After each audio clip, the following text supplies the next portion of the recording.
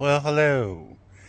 So I'm outside, as you can probably tell, and I thought today was just going to be a chill day, but if you know me, you know I don't do chill very well. So I'm outside and it's relaxing. It's probably 68 degrees, and just with this going on so much, I just don't feel like I can be chill. But I'm going to come out and just try not to do too much today, because I come out here and I just get going crazy and then I kill myself. But yeah, today I thought I would start to work on this pile of sticks, just making kindling.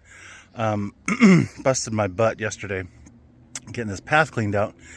So today I think I'm just gonna chill and make some firewood. And I don't know how much I'll film, but we're out here. Maybe I'll just give you little updates instead of a whole craziness. So hope you guys are well.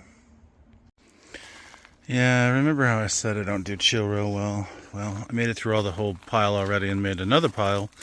The bin's about, I don't know, a third full. Been clearing up more branches, pulling them over here, and making a pathway there, and collecting rocks here, and accidentally rolled one down there. But yeah, slowly.